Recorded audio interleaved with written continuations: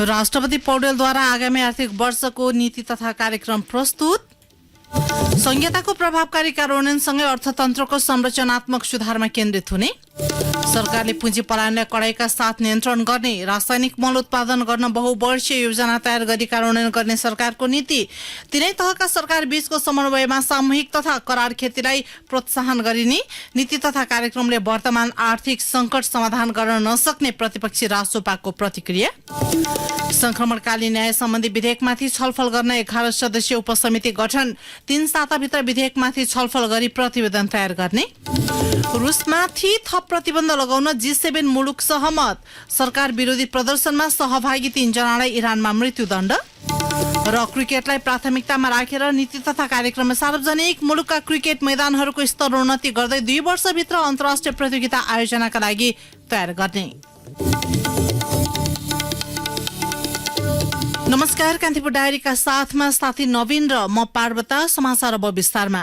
सरकारले आगामी आर्थिक वर्षको नीति तथा कार्यक्रम प्रस्तुत गरेको छ। राष्ट्रपति रामचन्द्र पौडेलले संघीय संसदको संयुक्त सदनको बैठकमा आगामी वर्षको नीति तथा कार्यक्रम प्रस्तुत गर्नुभएको हो। राष्ट्रपति पौडेलले आगामी आर्थिक वर्षको नीति तथा कार्यक्रम संहिताको प्रभावकारी कार्यान्वयनसँगै अर्थतन्त्रको संरचनात्मक सुधारमा केन्द्रित हुने बताउनुभयो। राजस्व प्रशासनलाई थप सुदृढ र चुस्त बनाइनेछ। विद्यमान कर प्रणालीमा पुनरावलोकन गरिनेछ। सबै प्रकारका आर्थिक क्रियाकलापलाई औपचारिक प्रणालीमा आबद्ध गरिनेछ।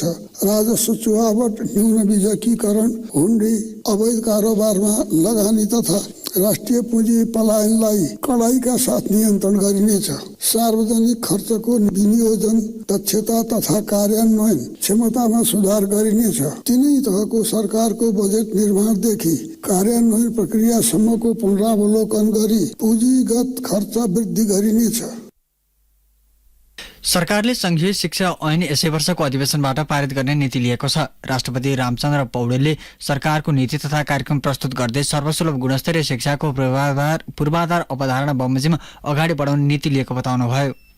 सर्वसुलभ गुणस्तरीय शिक्षाको पूर्वाधार अवधारणा बमोजिम शिक्षा क्षेत्रलाई अगाडि बढाइनेछ।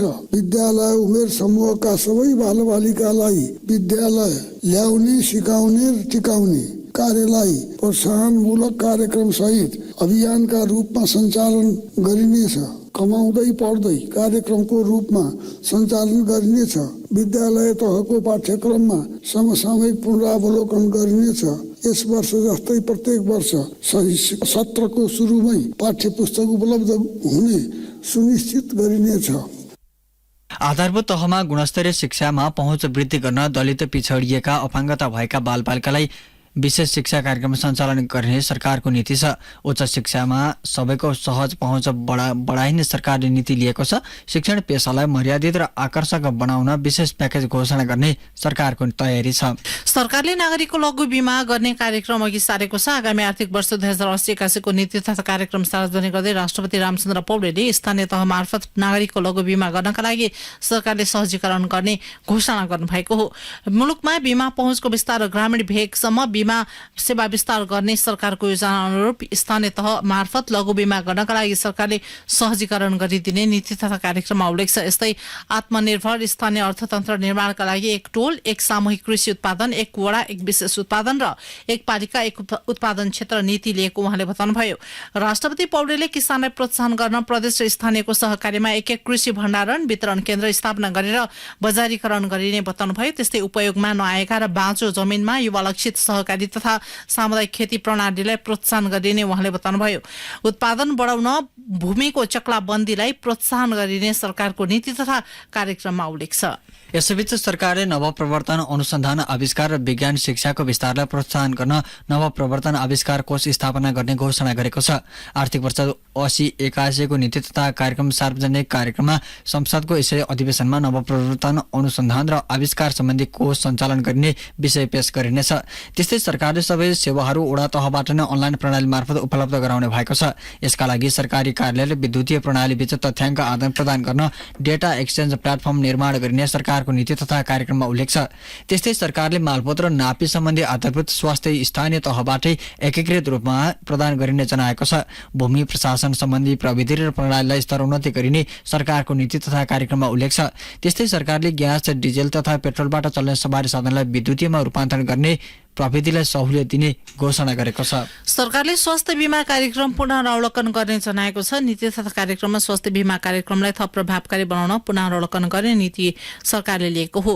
त्यस्तै सरकारले अटिजमको निदान तथा उपचारको व्यवस्था गर्ने भएको छ। सरकारको नीति तथा कार्यक्रममा महिलामा देखिने पाठेघरको मुखको क्यान्सर तथा स्तन क्यान्सरको शीघ्र पहिचानका लागि व्यवस्थापन गरिने अघिल्लो कार्यक्रमलाई निरन्तरता दिएको छ। त्यसैगरी संघीय अस्पतालहरूमा निसन्तान उपचार सेवा केन्द्र विस्तार गर्ने र सबै पालिकाको सुत्केरी केन्द्रको स्तरोन्नति गरिने पनि नीति तथा कार्यक्रममा उल्लेख छ। त्यस्तै सरकारले औषधि व्यवस्था विभागलाई खाद्य, औषधि तथा स्वास्थ्य प्रविधि विभागमा रूपान्तरण गर्ने नीति लिएको छ। आधारभूत स्वास्थ्य सेवा प्रवाहका लागि आवश्यक 98 प्रकारका औषधि स्वदेशमै उत्पादन गर्ने व्यवस्था मिलाउने सरकारको नीति छ। त्यस्तै सरकारले चिकित्सा शिक्षा सम्बन्धी प्रतिष्ठानहरूलाई एकीकृत छाता ऐन अन्तर्गत सञ्चालन गर्ने नीति लिएको छ। त्यस्तै सरकारले ज्येष्ठ नागरिक स्वास्थ्य सेवा सञ्चालन भएका अस्पताललाई थप सुदृढ गरिने नीति लिएको छ। सरकारले तिलगंगा आँखा अस्पतालबाट उत्पादन हुने आँखाको लेन्सलाई अन्तर्राष्ट्रिय बजारमा ब्रान्डिङ गर्ने भएको छ। त्यस्तै सरकारले आधारभूत अस्पतालहरूमा एक एमडीजीपी चिकित्सक, एक महिला तथा प्रसूति रोग विशेषज्ञ, कम्तीमा 3 जना मेडिकल अधिकृत र आवश्यक नर्स र प्राविधिक जनशक्ति सहित आधारभूत उपचार सेवा उपलब्ध गराउने नीति लिएको छ। यसैबीच पर्यटन प्रवर्धनका लागि सरकारले पर्यटन ऐनमा समयानुकूल परिमार्जन गर्ने भएको छ। अत्यावश्यक पूर्वाधारहरूको विकास, सुरक्षा, प्रवर्धन तथा नयाँ पर्यटन गन्तव्यको पहिचान गरी विस्तारमा जोड दिने सरकारले नीति लिएको छ।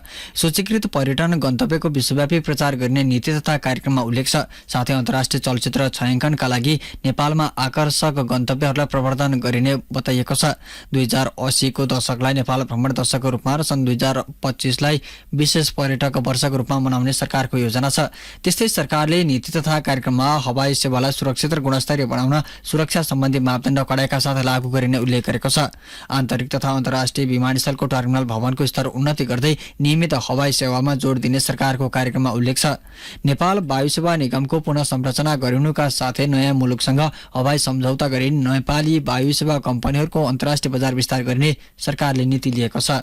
यसैबीच प्रतिपक्षी दल राष्ट्रिय स्वतन्त्र पार्टीका प्रमुख सचेतक सन्तोष परियारले सरकारको नीति तथा कार्यक्रमले मुलुकको वर्तमान आर्थिक संकटलाई सम्बोधन गर्न नसक्ने प्रतिक्रिया दिनुभएको छ। उहाँले नीति तथा कार्यक्रममा नयाँ र नवीन कार्यक्रमहरूलाई समावेश नभएर पुरानै कार्यक्रम दोहोरिएको बताउनुभयो। नीति तथा कार्यक्रम पूर्णतः अमूर्त रहेको परियारको आरोप थियो।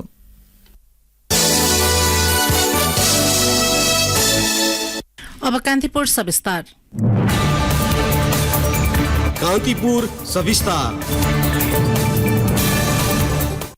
सरकारले आगामी आर्थिक वर्षको नीति तथा कार्यक्रम संघीय संसदको संयुक्त बैठकमा आज प्रस्तुत गरेको छ। आत्मनिर्भर अर्थतन्त्रको जग बसाल्नका लागि भन्दै उत्पादन वृद्धि, रोजगारी सृजना, कृषि जस्ता विषयलाई उच्च प्राथमिकतामा राखेर प्रत्येक वर्ष सरकारले नीति कार्यक्रम र बजेट ल्याउने गरेको छ। तर वार्षिक नीति र कार्यक्रम एवं बजेटको कार्यान्वयनको पाटो निकै फितलो र कर्मकाण्डी छन्। चालु आर्थिक वर्षका लागि सरकारले यसअघि घोषणा गरेका महत्वाकांक्षी कार्यक्रमहरू कागजमै सीमित भएका छन्।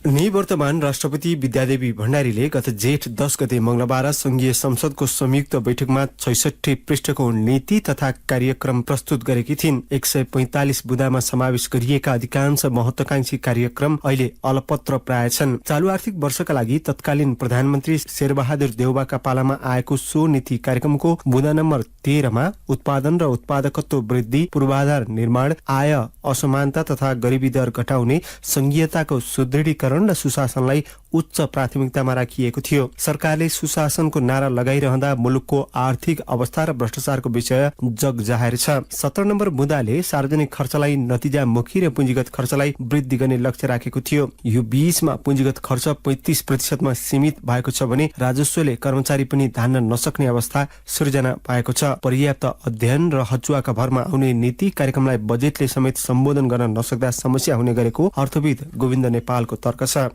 बजेटले पछ्याएन भने त्यो कार्यक्रम चाहिँ कार्यान्वयन हुँदैन। त्यसले गर्दाखेरि अलिकति चाहिँ रियलिस्टिक कार्यक्रम चाहिँ आउनुपर्छ भन्ने लाग्छ। किनभने हिजोको अनुभव चाहिँ हाम्रो त्यही नै हो, आश्वासन दिने तर चाहिँ के भन्दाखेरि बजेटले त्यसमा चाहिँ नआउने। अर्को बजेटमा आउँदाको निम्ति चाहिँ अध्ययनै नभएका कुराहरूलाई पनि हामी गर्छौँ भनेर भन्ने जुन किसिमको छ त्यो बाटो चाहिँ मुक्त हुनुपर्छ भन्ने लाग्छ। गत वर्षको नीति तथा कार्यक्रमको बुँदा नम्बर 19 मा उत्पादनशील र रोजगारमूलक क्षेत्रमा कर्जा प्रवाह सहज बनाउने भनिए पनि आर्थिक वर्षमा उच्च ब्याज दरका कारण अर्थतन्त्र शिथिल अवस्थामा पुगेको छ। यस्तै साना व्यवसायहरू पलायन हुने अवस्था छ। 23 नम्बर बुँदामा कृषिलाई आर्थिक वृद्धि र रोजगारीको प्रमुख संवाहक मानियो, तर सो दिशामा कति प्रगति भयो लेखाजोखा हुन सकेको छैन। 28 नम्बर बुँदामा कृषि योग्य भूमिमा वर्षैभरि सिँचाइ सुविधा उपलब्ध गराउने भन्दै 22,200 हेक्टर खेती योग्य जमिनमा सिँचाइ सुविधा पुर्याउने भनिएको थियो। स्रोत बिनाका महत्वाकांक्षी कार्यक्रम घोषणा गर्दा यसले अन्य आयोजना समेत प्रभावित हुने र दीर्घकालमा अर्थतन्त्रलाई नै असर गर्ने अर्थविद नेपालले बताए। पर्याप्त रिसोर्सेस, पर्याप्त अध्ययन नभइकन पर्याप्त रिसोर्सेस सुरु गर्दाखेरि चाहिँ त्यो लामो समयसम्म पनि त्यो कुनै पुरा हुने अवस्था पनि हुँदैन। त्यसले गर्दाखेरि रिसोर्सेसको दुर्प्रयोग हुन्छ। अर्को त्यो कारणले गर्दाखेरि अरू सम्भाव्य परियोजनाहरूमा चाहिँ विनियोजन हुन सक्ने अवस्था हुँदैन। त्यसमा हाम्रो धेरै राष्ट्रिय गौरवका परियोजनाहरू चाहिँ अलपत्र छन्। ठुल्ठुला योजनाहरूमा वर्षको चाहिँ 10 अरबसम्म बजेट छुट्याइएका बजेटहरू चाहिँ कार्यान्वयनमा आएका छैनन्। त्यसमाले यसको असर त के भन्दा ओभरअल डेभलपमेन्ट पर्छ। आर्थिक विकास र समृद्धि एवं वित्तीय स्थायित्वका लागि राजनीतिक स्थायित्व हुनुपर्ने अधिकांशको तर्क छ। नीति कार्यक्रम र बजेट ल्याउँदा एउटा र कार्यान्वयन गर्दा अर्को सरकार बन्ने परिपाटी पनि समस्याको चुरो हो। अर्कोतर्फ सरकारको आर्थिक नीतिलाई दलहरूले स्वामित्व लिने परिपाटीको विकास हुन सकेको छैन। कृषिको उत्पादन वृद्धि गरेर निर्यात प्रवर्धन, शिक्षा, स्वास्थ्य, रोजगारी जस्ता प्राथमिकताका क्षेत्रमा राज्यले स्वामित्व लिनुपर्ने भए पनि यथार्थमा यस्तो हुन नसकेको बताउँछन् पूर्व अर्थमन्त्री एवं कांग्रेसका नेता महेश आचार्य। अर्थ राजनीतिको वृहत पुनर्संरचना नगरेसम्म उपलब्धि हासिल हुन नसक्ने आचार्यले बताए। नीति कार्यक्रमहरू बजेटहरू प्रस्तुत चाहिँ गर्छौं, तर बजेटमा प्रस्तुत गरिएका चाहिँ लक्ष्यहरू पूरा नहुने धेरै ठुलो चाहिँ अन्त धेरै ठुलो खाडल चाहिँ बन्दै गएको चाहिँ अवस्था चाहिँ छ। त्यसैले यो चाहिँ एक रिभ्यू गर्नुपर्ने आवश्यकता छ। त्यो रिभ्यू भनेको नीतिगत तहमा पनि गर्नुपर्छ। संरचनागत चाहिँ दोषहरू चाहिँ छन्, समस्याहरू चाहिँ छन्, त्यसको पनि निराकरण गर्नुपर्को छ। र राजनीतिक नेतृत्वले चाहिँ अर्थ राजनीतिको चाहिँ एउटा कम्प्रिहेन्सिभ चाहिँ विहङ्गम चाहिँ जुन दृष्टि र त्यसलाई विचार गरेर चाहिँ विकास प्रशासनलाई चलायमान गराउनु पर्ने जुन कुरा चाहिँ छ त्यसलाई अलिकति गम्भीरतापूर्वक बुझ्ने नेतृत्वको चाहिँ खाँचो राष्ट्रिय राजनीतिमा चाहिँ मैले देखेको छु। सरकारले यो वर्षका लागि गत जेठमा एक घर एक खानेपानी धारा जस्तो महत्वाकांक्षी कार्यक्रम समेत समावेश गरेको थियो। सबै नेपालीलाई ऊर्जाको पहुँच सुनिश्चित गर्न विपन्न वर्गका लागि निशुल्क विद्युतीय मिटर जडान गर्ने घोषणा गरेको थियो। सरकारको सो कार्यक्रम पनि अलपत्र छ। नीति तथा कार्यक्रमको 96 नम्बर बुँदामा राज्यका आधारभूत तहमा महिला र दलितको समानुपातिक प्रतिनिधित्व सुनिश्चित गरिने उल्लेख छ। तर सरकारको त्यो घोषणा कार्यान्वयनको अवस्था संघीय मन्त्रीमण्डलको अनुहारले पुष्टि गरेको छ। राजनीतिक विश्लेषक गेजा शर्मा वागले घोषणा गरिएका नीति तथा कार्यक्रम सरकारकै प्राथमिकतामा नरहेको बताउँछन्। नीति तथा कार्यक्रमलाई सरकारले नै जति महत्व दिनुपर्ने हो सरकारले नै दिएको देखिँदैन। पहिलो कुरा त यो अत्यन्त परम्परागत शास्त्रीय कर्मकाण्डी छ। केवल चाहिँ बिरालो बाँधेर श्राद्ध गर्ने जस्तो एउटा हिसाबले चाहिँ सरकारले नीति तथा कार्यक्रम लिएर आएको देखिन्छ। दोस्रो कुरा चाहिँ त्यो नीति तथा कार्यक्रम जारी भएर संसदबाट अनुमोदन भएपछि त्यो नीति तथा कार्यक्रम दरबारमा थन्किन्छ। त्यसमा चाहिँ न सरकारले महत्व दिन्छ, न पार्टीले दिन्छ, न सांसदहरूले दिन्छ, न मन्त्रीहरूले दिन्छ। त्यसकारण यसमा चाहिँ त्यो सरकारको इच्छा शक्ति र त्यो प्रतिबद्धताकै अभाव देखिन्छ।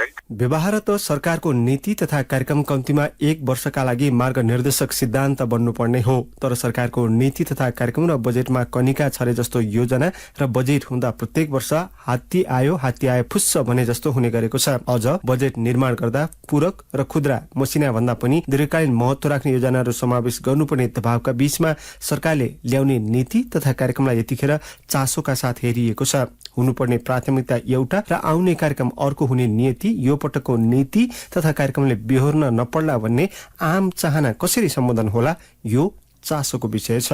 रेडियो कान्तिपुरका लागि अनिल परियार। कान्तिपुर सविस्तार। कान्तिपुर डायरीमा अब ब्रेकको पालो। ब्रेकपछि अब बाँकी प्रसङ्ग। प्रतिनिधि सभाको कानून न्याय तथा मानवाधिकार समितिले संक्रमणकालीन न्याय सम्बन्धी विधेयकमाथि छलफल गर्न उपसमिति बनाएको छ। बिहान बसेको समिति बैठकले बेपत्ता पारिएका व्यक्तिको छानबिन, सत्य निरूपण तथा मेलमिलाप आयोग ऐनलाई संशोधन गर्न बनेको विधेयकमाथि छलफल गर्न 11 सदस्यीय उपसमिति बनाइएको हो। उपसमितिले 3 साताभित्र विधेयकमाथि छलफल गरी प्रतिवेदन तयार गर्ने उपसमितिका सदस्य जीवन परियारले जानकारी दिनुभयो। उपसमितिले विधेयकमाथि विभिन्न चरणमा छलफल गरी समितिमा पेश गर्नेछ। सोही अनुरूप समितिले पारित गरेर संसद बैठकमा पेश हुनेछ। उपसमितिमा कांग्रेस र एमालेका 2-2 जना छन् भने अन्य 8 दलका 1-1 जना सहभागी छन्। बेपत्ता पारिएका व्यक्तिको छानबिन सत्य निरूपण तथा मेलमिलाप आयोग ऐनलाई संशोधन गर्न बनेको विधेयक सरकारले 25 फागुन 2079 मा संसदमा दर्ता गरेको थियो। समितिको अर्को बैठक भने आगामी सोमबार बस्नेछ।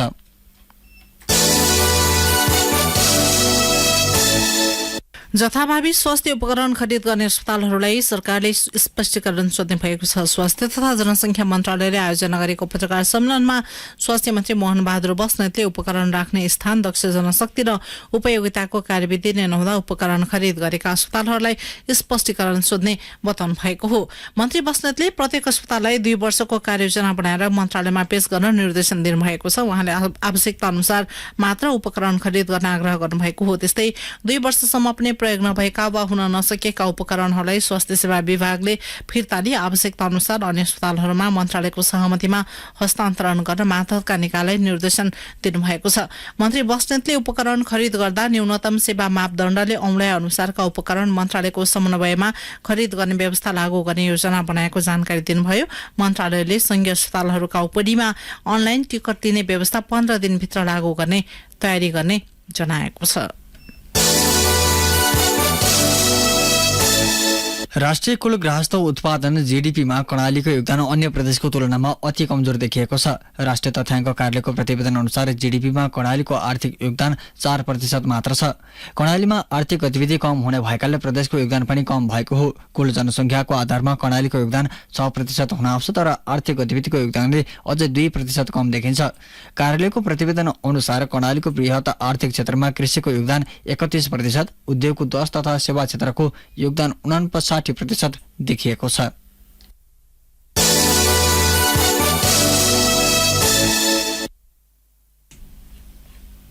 मुगुको सोरु गाउँपालिकाको सोरुकोट खाद्य डिपोमा चामल अभाव भएको छ। चामल नपाएपछि उपभोक्ता मर्कामा परेका छन्। वार्षिक खाद्यान्न कोटा नै 1500 भएकाले स्थानीयले अनुदानको चामल पाउन सकेका छैनन्। गमगढ स्थित खाद्य व्यवस्था तथा व्यापार लिमिटेडबाट 1 ट्र्याक्टर चामल सोरुको डिपोमा पुग्ने बित्तिकै लुछाचुडी हुने गरेको स्थानीयले बताएका छन्।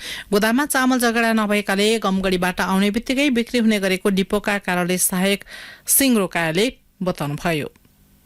कान्तिपुर डायरीमा पुनः ब्रेकको पालो। अब आर्थिक प्रसंग सरकारले रासायनिक मल उत्पादन गर्न बहुवर्षीय योजना तयार गरी कार्यान्वयन गर्ने जनाएको छ। आगामी आर्थिक वर्ष 2080-81 को नीति तथा कार्यक्रम सार्वजनिक गर्दै राष्ट्रपति रामचन्द्र पौडेलले कृषकलाई समयमै मल उपलब्ध गराउन स्वदेशमा मल कारखाना स्थापना गर्ने उद्देश्य रहेको बताउनुभयो। रासायनिक मल समयमै उपलब्ध गराइनेछ। रासायनिक मल उत्पादन गर्ने कारखाना स्थापना गर्न बहुवर्षीय योजना तयार गरी कार्यान्वयनमा ल्याइनेछ। स्थानीय तहमा जैविक मल कारखाना स्थापना गर्न प्रोत्साहित गरिनेछ।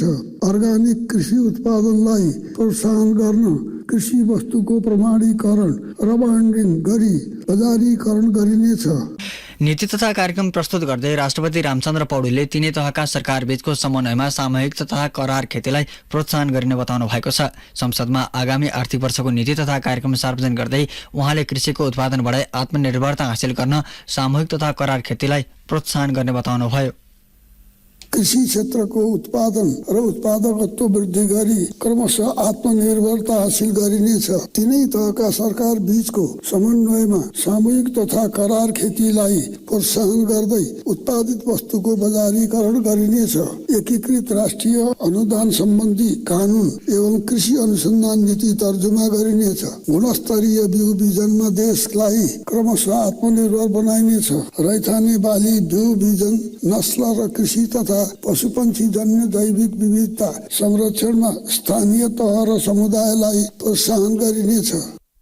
राष्ट्रपति पौडेलले कृषकले उत्पादन गरेको वस्तुको बजारीकरण साथै एकीकृत राष्ट्रिय सम्बन्धी कानून र कृषि अनुसन्धान नीति तर्जुमा गरिने बताउनुभयो। त्यस्तै गुणस्तरीय बिउ बिजनमा देशलाई आत्मनिर्भर बनाइने समेत उहाँले घोषणा गर्नुभयो। सरकारले कृषि तथा खाद्य प्रयोगशालालाई अन्तर्राष्ट्रिय मापदण्डको बनाउने घोषणा गरेको छ। अन्तर्राष्ट्रिय स्तरको मापदण्ड नहुँदा विदेशमा नेपाली वस्तुको माग भए पनि निर्यात हुन सकेको छैन। निर्यात बढाउन व्यवसायहरूले अन्तर्राष्ट्रिय मान्यता प्राप्त प्रयोगशाला स्थापनाको जोड दिँदै आएका छन्।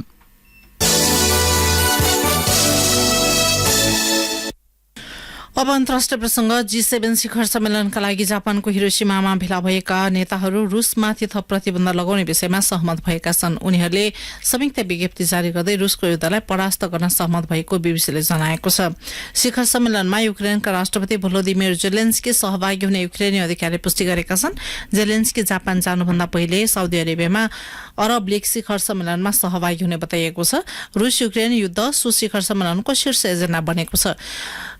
रुसले युक्रेनमाथि आक्रमण जारी राखेपछि अमेरिकाले प्रतिबन्धहरू थप गरेको छ भने बेलायतले रुसी खिरामाथि प्रतिबन्ध लगाएको छ। जलवायु परिवर्तन, खाद्य सुरक्षा, स्वास्थ्य र आणविक निशस्त्रीकरणका विषयमा पनि शिखर सम्मेलनमा छलफल हुने बताइएको छ। G7 मा अमेरिका, बेलायत, क्यानाडा, फ्रान्स, जर्मनी, इटली र जापान समावेश छन्। तर यो वर्ष अन्य 8 राष्ट्रहरूलाई पनि आमन्त्रित गरिएको छ। इरान सरकारले सरकार विरोधी प्रदर्शनमा सहभागी 3 जनालाई मृत्युदण्ड दिएको छ। गत वर्ष राष्ट्रव्यापी सरकार विरोधी प्रदर्शनमा सहभागी 3 जनालाई मृत्युदण्ड दिएको न्यायपालिकालाई उद्धृत गर्दै बीबीसीले जनाएको छ। नोभेम्बरमा इस्पाहानमा 3 सुरक्षाकर्मीको ज्यान जाने गरी भएको गोलाबारी हमलामा संलग्न भएको आरोपमा 3 जनालाई दोषी ठहर गरिएको थियो।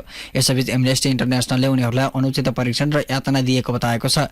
डिसेम्बरदेखि अन्य 4 प्रदर्शनकारीलाई फाँसी दिएको थियो। दर्जनौं थप कथित रूपमा मृत्युदण्ड वा राजधानी अपराधको आरोपमा सजाय सुनाइएको छ। हिजाब लगाएको आरोपमा 22 वर्षीय कुर्देश महिला महासा अमिनीको हिरासतमा मृत्यु भएपछि इस्लामिक गणतन्त्र भर विरोध भएको बताइएको छ।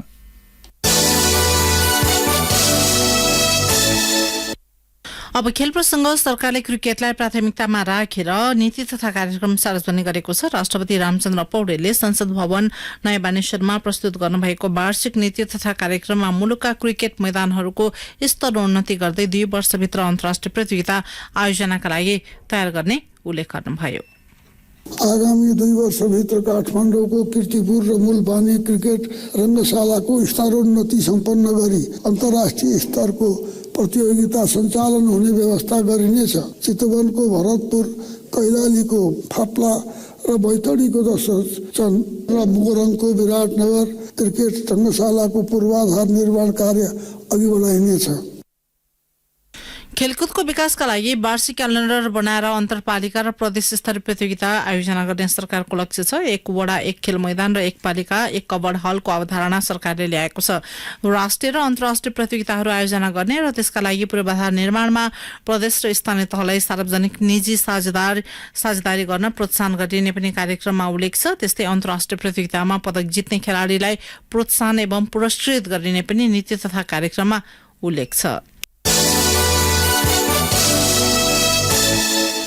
उच्च अदालत विराटनगरले खेलकुद विकास बोर्ड कोसेका सदस्य सचिव हंसराज वाग्लेलाई हटाउने निर्णय तत्काल कार्यान्वयन नगर्न अन्तरिम आदेश दिएको छ। कोशी प्रदेश सरकारको बुधबार बसेको मन्त्री परिषद बैठकले वाग्लेलाई बर्खास्त गर्ने निर्णय गरेको थियो। सो निर्णय विरुद्ध वाग्लेले उच्च अदालत विराटनगरमा रिट दायर गर्नुभएको थियो। उच्च अदालतका न्यायाधीश कमल कृष्ण अधिकारीको इजलासले प्रदेश सरकारको सो निर्णय कार्यान्वयन नगर्न आदेश दिएको सदस्य सचिव वाग्लेले जानकारी दिनुभयो। यसअघि वाग्लेलाई हटाउने तयारी गरेको सामाजिक विकास मन्त्रालयले 2 पटक स्पष्टीकरण सोधेको थियो।